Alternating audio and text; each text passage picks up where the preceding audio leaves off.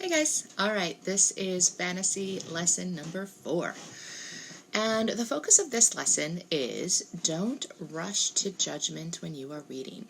So, oftentimes things are not what they seem, right?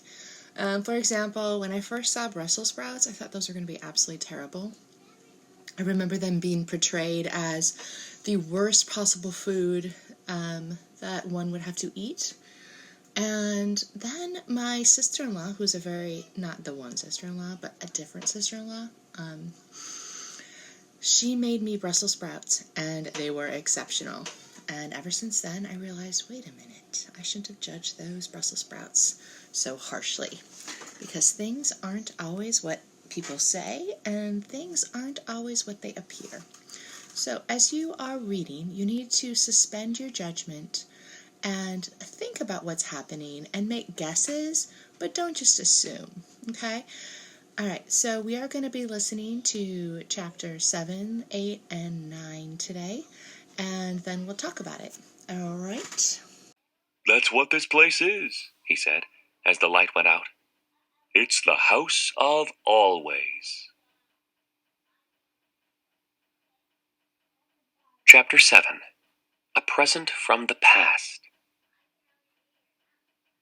There was a Thanksgiving feast awaiting them when they got back into the house. "You look as though you've been in the wars," Mrs. Griffin remarked, when she set eyes on Harvey. "Has Wendell been up to his tricks?" Harvey admitted that he'd fallen for all of them, but there was one that impressed him in particular. "What was that?" said Wendell with a smug grin. "The falling ladder? That was a clever little touch, wasn't it?" "No, not the ladder," said Harvey. "What then?" "The thing in the sky." "Oh, that." Was it a kite?" "That wasn't my doing," Wendell replied. "What was it then?" "I don't know," Wendell said, his smile disappearing. "Better not to ask, eh?"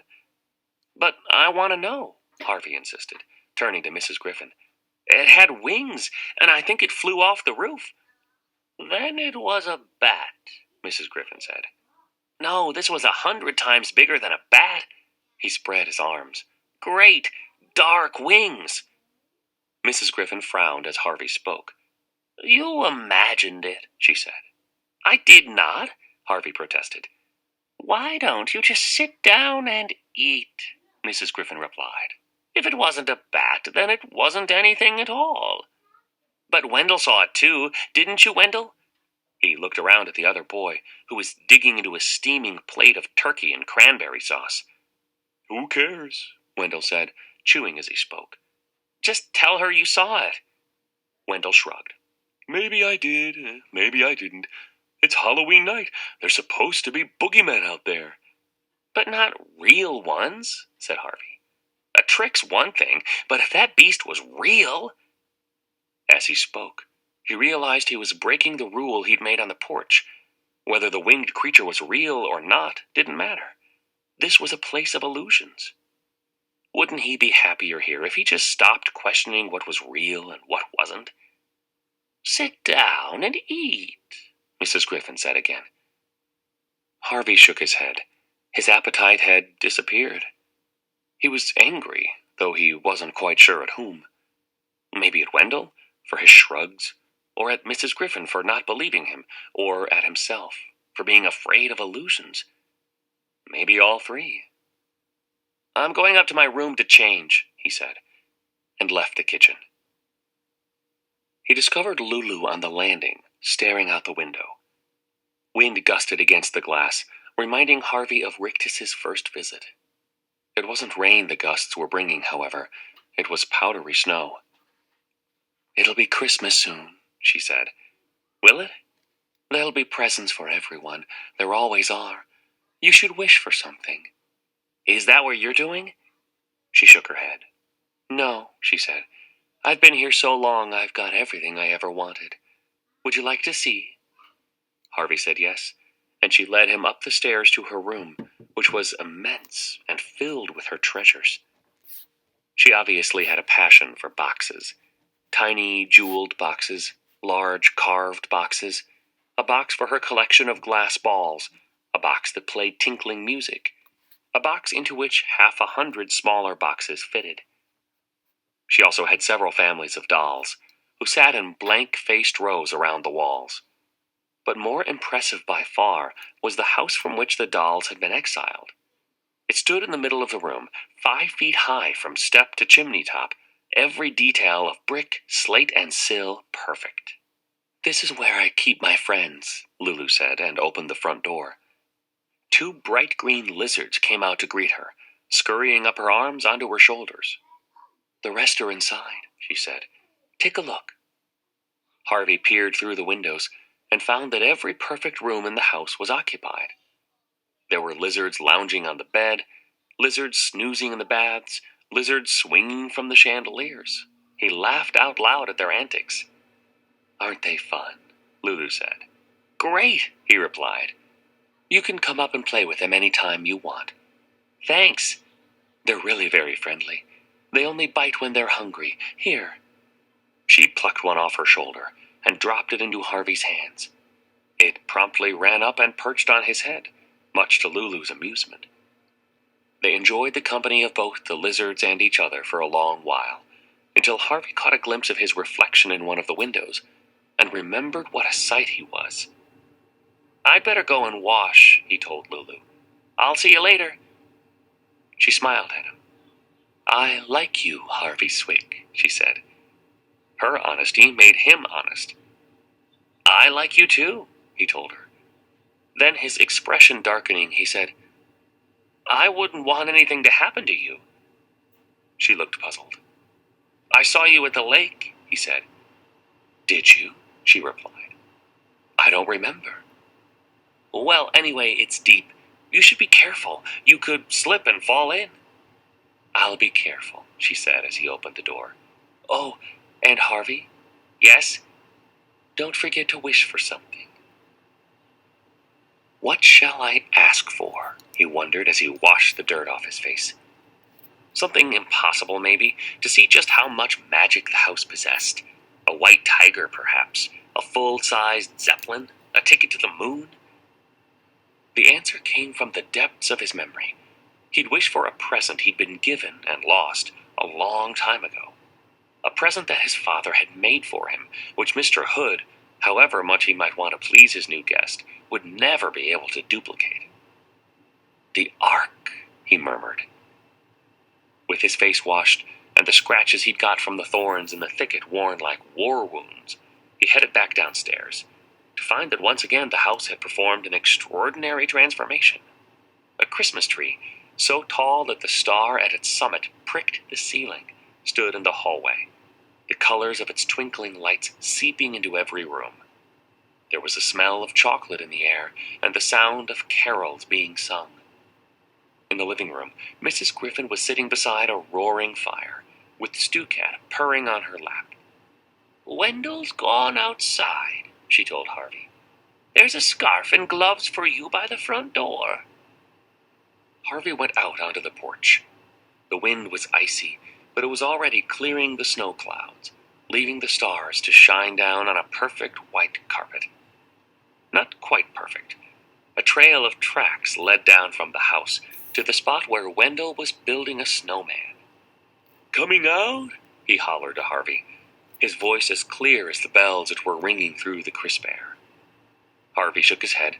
He was so tired even the snow looked comfortable. "Maybe tomorrow," he said. "It'll be back tomorrow, won't it?" "Of course," Wendell yelled.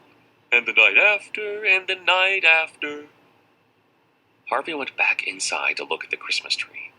Its branches were hung with strings of popcorn and cranberries, with colored lights and baubles and soldiers in gleaming silver uniforms. "There's something under there for you," Mrs. Griffin said, standing at the living room door. "I hope it's what you want, sweet." Harvey knelt down and pulled a parcel with his name on it out from under the tree. His pulse quickened before he even opened it, because he knew from its shape, and from the way it rattled, that his wish had been answered. He pulled at the string, remembering as he did so how much littler his hands had been the first time he'd held this gift. The paper tore and fell away, and there, shiny and new, was a painted wooden ark. It was a perfect copy of the one his father had made. The same yellow hull, the same orange prow, the same wheelhouse with holes in its red roof for the giraffes to put their heads through. The same lead animals, all in pairs, snug in the hold or peering through the portholes. 2 dogs, 2 elephants, 2 camels, 2 doves, all these and a dozen more. And finally, the same little Noah with his square white beard, and his fat wife, complete with apron. How did he know? Harvey murmured. He hadn't intended the question to be heard, much less answered. But Mrs. Griffin said, Mr. Hood knows every dream in your head. But this is perfect, Harvey said in amazement. Look, my dad ran out of blue paint when he was finishing the elephants, so one of them has blue eyes and the other one has green eyes. It's the same. It's exactly the same. Does it please you, then? Mrs. Griffin asked. Harvey said it did, but that wasn't entirely the truth. It was eerie to have the ark back in his hands when he knew the real one had been lost, as though time had been turned on its heels and he was a little kid again. He heard Wendell stamping the snow off his feet at the front door, and was suddenly embarrassed to have such a childish present in his hands. He gathered it up in its wrapping and hurried away upstairs, intending to head back down for some supper. But his bed looked too welcoming to be refused, and his stomach quite full enough for one night. So instead he closed the curtains on the gusty night and laid his head down on his pillow. The Christmas bells were still ringing in some distant steeple, and their repetition lulled him into sleep. He dreamed that he was standing on the steps of his house, looking through the open door into its warm heart. Then the wind caught hold of him, turning him from the threshold, and carrying him away into a dreamless sleep. Chapter 8. Hungry Waters. That first day in the holiday house, with all its seasons and its spectacles, set the pattern for the many that were to follow. When Harvey woke the following morning, the sun was once again pouring through a crack in the curtains, but this time it lay in a warm pool on the pillow beside him. He sat up with a shout and a smile, and either one or the other, and sometimes both, remained on his lips for the rest of the day. There was plenty to do, work on the treehouse in the spring morning, followed by food and the laying of plans for the afternoon. Games and lazy hours in the heat of summer, sometimes with Wendell, sometimes with Lulu, then adventures by the light of a harvest moon. And finally, when the winter wind had blown out the flames in the pumpkin heads and carpeted the grounds with snow, chilly fun for them all out in the frosty air, and a warm Christmas welcome when they were done. It was a day of holidays, the third as fine as the second, and the fourth as fine as the third, and very soon Harvey began to forget that there was a dull world out beyond the wall, where the great beast February was still sleeping its tedious sleep. His only real reminder of the life he'd left, besides a second telephone call he'd made to his mom and dad, just to tell them all was well, was the present he'd wished for and received that first Christmas, his ark. He'd thought several times of trying it out on the lake to see if it would float, but it wasn't until the afternoon of the 7th day that he got around to doing so. Wendell had made a real glutton of himself at lunch and had declared that it was far too hot to play. So Harvey wandered down to the lake on his own, with the ark tucked under his arm. He half expected, hoped in fact, to find Lulu down there to keep him company, but the banks of the lake were empty. Once he laid eyes on the gloomy waters, he almost gave up on the idea of a launching. But that meant admitting something to himself that he didn't wish to admit. So he headed on down to the shore, found a rock to perch on that looked less precarious than the others, and set his ark on the water. It floated well, he was pleased to see. He pushed it to and fro for a little while, then lifted it out and peered inside to see if it was leaking. It was quite watertight, however, so he set it back on the lake and pushed it out again. As he did so, he caught sight of a fish rising from the bottom of the lake, its mouth wide open, as if it intended to swallow his little vessel whole. He reached out to snatch the ark from the water before it was either sunk or devoured, but in his haste he lost his footing on the slime-slickened rock, and with a cry he fell into the lake. The water was icy cold and eager. It quickly closed over his head. He flailed wildly, trying not to imagine the dark depths beneath him, or the vast maw of the fish that had been rising from those depths. Turning his face up toward the surface, he started to swim. He could see his ark floating above him, capsized by his fall. Its lead passengers were already sinking.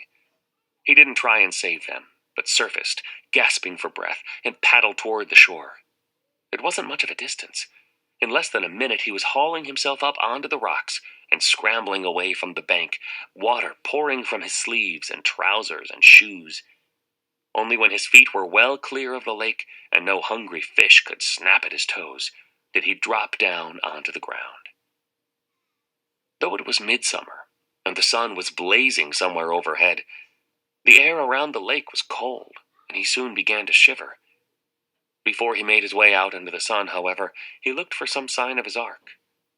The spot where it had sunk was marked by a forlorn flotilla of wreckage, all of which would soon join the rest of the ark at the bottom. Of the fish that had seemed so eager to devour him, there was no sign. Perhaps it had swum down into the depths to chew on the drowned menagerie. If so, Harvey hoped it choked on its dinner. He'd lost plenty of toys before. He'd had a brand new bicycle, his prized possession, stolen from the step of his house 2 birthdays ago. But this loss upset him as much, more, in fact. The idea that the lake now had something that he'd owned was somehow worse than a thief running off with his bike. A thief was warm flesh and blood, the lake was not. His possessions had gone into a nightmare place, full of monstrous things, and he felt as though a little part of himself had gone with it, down into the dark. He walked away from the lake without looking back, but the breeze that came to warm his face when he broke through the thicket, and the sound of birds that pleased his ear, could not keep from his mind the thought he'd tried to ignore when he'd gone down to the water. Despite all entertainments that the holiday house supplied so eagerly, it was a haunted place, and however hard he had tried to ignore his doubts and suppress his questions, they could be ignored and suppressed no longer. Whoever, or whatever, that haunter was, Harvey could not be content now until he'd seen its face and knew its nature. Chapter 9. What do you dream? Harvey didn't mention what had happened at the lake to anyone, not even Lulu, in part because he felt stupid for falling in, and in part because the house tried so hard to please him in the days that followed that he almost forgot about the accident entirely. That very night, in fact, he found a piece of colored string with his name tag on it at the base of the Christmas tree, and followed it through the house to find a new bike, even more splendid than the one he'd lost 2 years before, waiting for him. But that was just the first of many fine surprises the holiday house sprang in quick succession. One morning, for instance, Wendell and Harvey climbed up into the treehouse to discover that the branches around it were swarming with parrots and monkeys. Another day, in the middle of Thanksgiving dinner, Mrs. Griffin called them through into the living room, where the flames of the fire had taken on the shapes of dragons and heroes and were doing fiery battle in the grate. And in the heat of one lazy afternoon, Harvey was wakened from a doze by a chorus of shouts, and found a troupe of mechanical acrobats performing clockwork-defying feats on the lawn. The greatest surprise, however, began with the appearance of one of Rictus's siblings. "My name is Jive," he said, stepping out of the early morning murk at the top of the stairs. Every muscle in his body seemed to be in motion, ticks, jigs, and jitterings that had wasted him away until he barely cast a shadow. Even his hair, which was a mass of oiled curls, seemed to hear some crazed rhythm. It writhed on his scalp in a knotted frenzy. "Brother Rictus sent me along to see how you're doing," he said, his tone succulent. "I'm doing fine," Harvey replied. "Did you say Brother Rictus?" "We're from the same brood, loosely speaking," Jive said. "I hope you call your family now and then." Yep, said Harvey. I called them yesterday. Are they missing you? Didn't sound like it. Are you missing them? Harvey shrugged. Not really, he said. This wasn't strictly true. He had his homesick days, but he knew if he went back home, he'd be in school the day after, and wishing he'd stayed in the holiday house a while longer. You're going to make the most of being here, then? Said Jive, practicing a weird little dance step up and down the stairs. Yeah, said Harvey. I just want to have fun. Who doesn't? Jive grinned. Who doesn't? He sidled up to Harvey and whispered, Speaking of fun. What? Said Harvey. You never did get Wendell back for that trick of his. No, I didn't, said Harvey. Why the heck not? I could never think of a way. Oh, I'm sure we could cook something up between the two of us, Jive replied mischievously. It has to be something he'll never think of, Harvey said. That shouldn't be difficult, said Jive. Tell me, what's your favorite monster? Harvey didn't have to think hard about that. A vampire, he said with a grin. I found this great mask. Masks are a good beginning, Jive said, but vampires need to swoop out of the mist. He spread his arms, curling his long fingers like the claws of some eye-gouging beast. Swoop down, snatch up their prey, then rise up again, up against the moon. I can see it now. So can I, said Harvey. But I'm not a bat. So how do I swoop? Ah, said Jive. We'll have Mar work on that for us. After all, what's a Halloween without a transformation or two? He consulted the grandfather clock on the landing. We've still got time to do it tonight. You go down and tell Wendell you'll meet him outside. I'll go up onto the roof and find Mar. You meet us up there. I've never been up on the roof. There's a door on the top landing. I'll see you up there in a few minutes. I'll have to get my mask and coat and stuff. You won't need a mask tonight, Jive said. Trust me. Now, you hurry up. Time's a-wasting. It took Harvey only a minute or two to tell Wendell to go on ahead. He was sure Wendell suspected something, and was probably preparing some counterattack. But Harvey knew he and Jive had something up their sleeves even Wendell, expert on shock tactics though he was, couldn't anticipate. With the first part of the plan laid, he hurried upstairs again, found the door Jive had mentioned, and climbed up onto the roof. Heights had never bothered him. He liked to be up above the world, looking down on it. Over here, Jive called to him, and Harvey took off along the narrow walkways and up the steep roofs to where his fellow conspirator stood. Sure-footed, Jive observed. No problem. How about flying? Said a third voice, as its owner stepped from the shadows of a chimney. This is Mar, Jive said, another of our little family. Unlike Jive, who looked nimble enough to walk on the eaves if the whim took him, Mar seemed to have slug blood in her somewhere. Harvey almost expected to see her fingers leave silver trails on the brick she touched, or see soft horns appear from her balding head. She was grossly fat, her flesh barely clinging to her bones. Wherever it could, around her mouth and eyes, at her neck and wrists, it collapsed in clammy folds. She reached out and poked Harvey. I said, what about flying? What about it? Harvey said, pushing her hand away. Done much? I flew to Florida once. She doesn't mean in a plane, Jive told him. Oh. In dreams, maybe? Said Mar. Oh, yeah, I dream about flying. That's good, Mar replied, grinning with satisfaction. She had not a single tooth in her mouth. Harvey stared at the empty maw in disgust. You're wondering where they've gone, aren't you? She said to Harvey. Go on, admit it.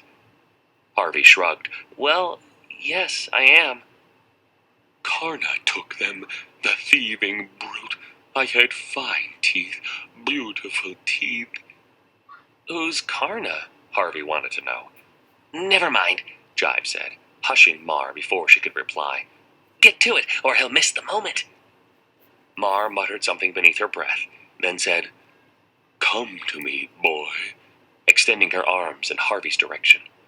Her touch was icy. "Feels weird, huh?" said Jive, as Mar's fingers floated over his face, brushing it here and there. "Don't worry, she knows what she's doing." "And what's that?" "Changing you." "Into what?" "You tell her," Jive said. "It won't last long, so enjoy it. Go on, tell her about being a vampire." "That's what I want Wendell to see," Harvey said. "A vampire," Mar said softly, her fingers pressing harder against his skin. "Yeah, I want to have fangs like a wolf, and a red throat, and white skin like I've been dead for 1,000 years. 2,000, said Jive. 10,000, said Harvey, beginning to enjoy the game. And crazy eyes that can see in the dark, and pointy ears like a bat's ears. "Wait up," Mar said. "I've got to get all this right." Her fingers were working hard upon him now, as though his flesh was clay, and she was molding it. His face was tingling, and he wanted to reach up and touch it, but he was afraid of spoiling her handiwork. "And there's got to be fur," Jive observed. "Sleek, black fur on his neck." Mar's hands dabbled at his throat, and he felt fur sprouting where she touched him. "And the wings," Harvey said. "Don't forget the wings." "Never," said Jive. "Spread your arms, boy," Mar told him. He did so, and she ran her hands along them, smiling now. "It's good," she said. "It's good." He looked down at himself.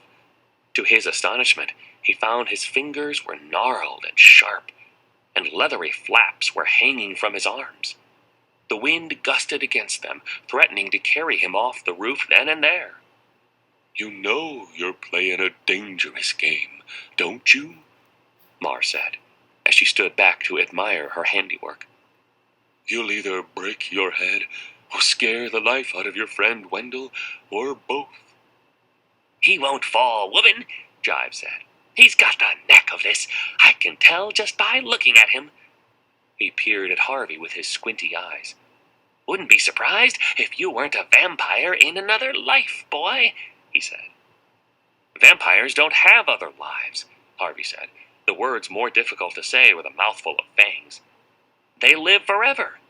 "That's right," said Jive, snapping his fingers.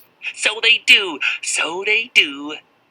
"Well, I'm finished," said Mar. "You can get going, boy."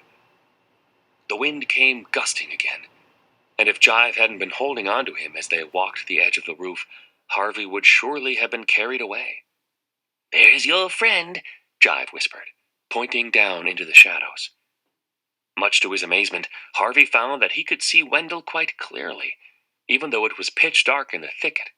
He could hear him, too, every little breath, every beat of his heart. "This is it," Jive hissed, putting his hand on Harvey's back. "What do I do?" Harvey said. "Do I flap, or what?"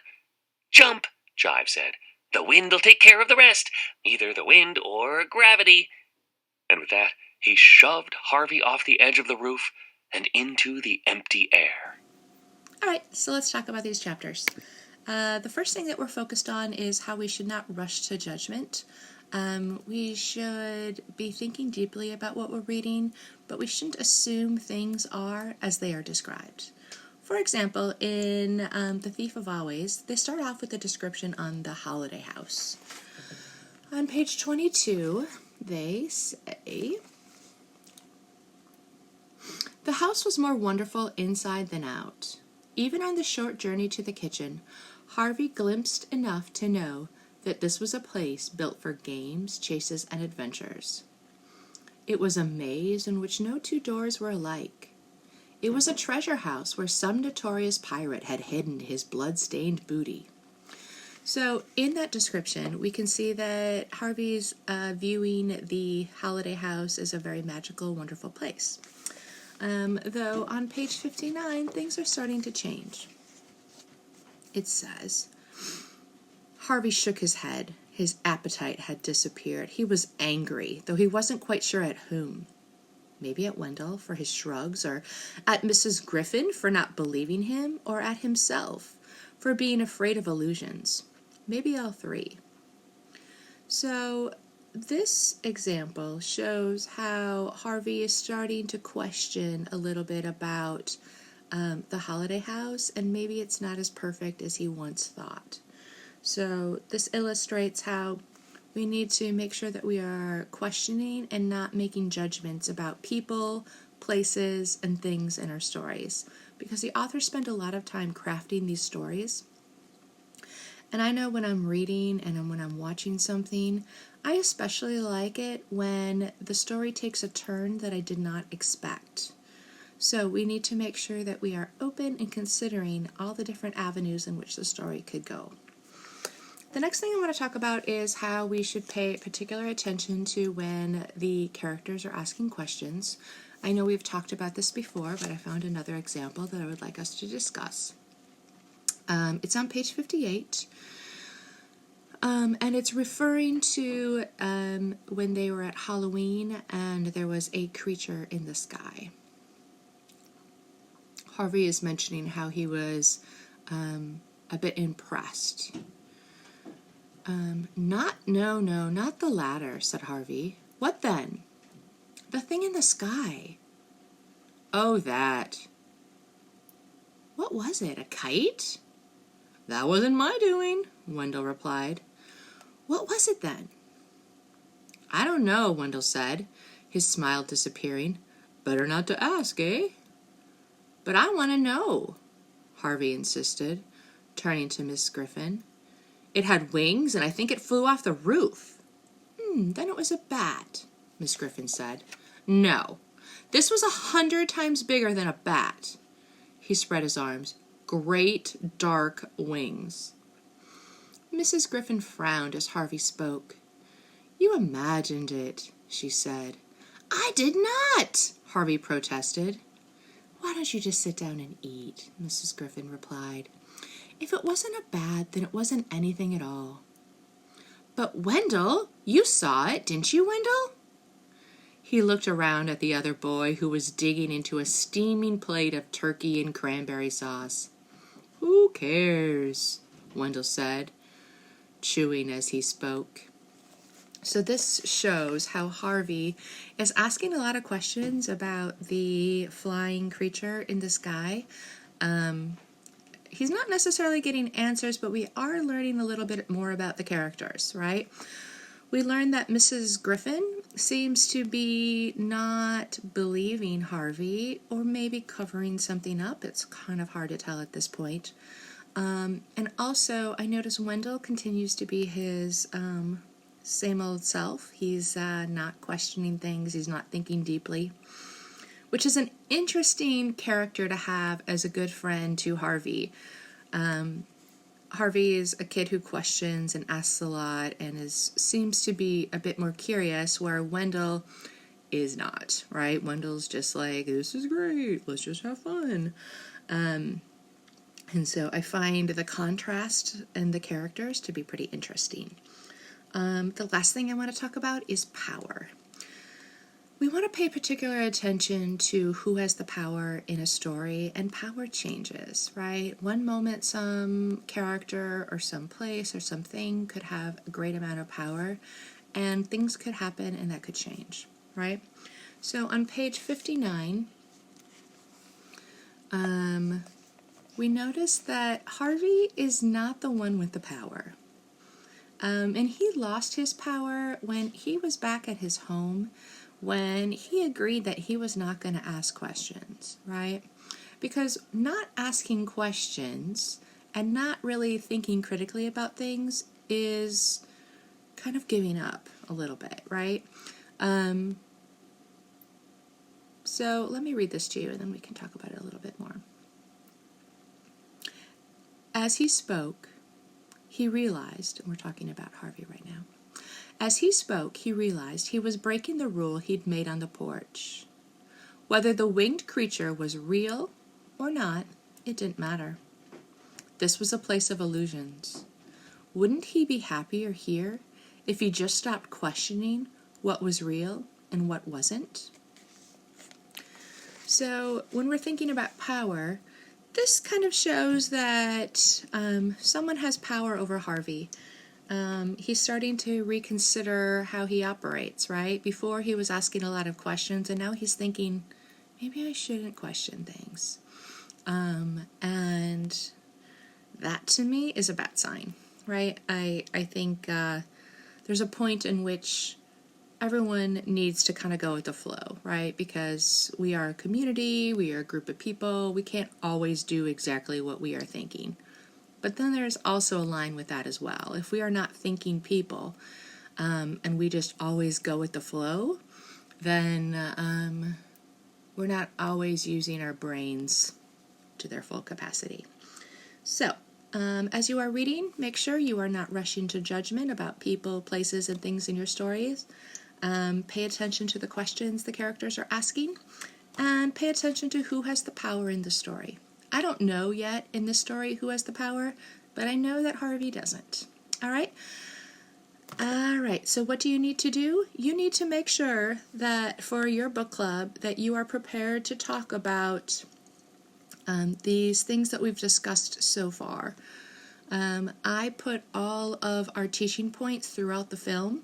I also include in the assignment the questions that you need to answer for the week. Okay? So that will be for the following week. All right? Have a good day. Bye-bye.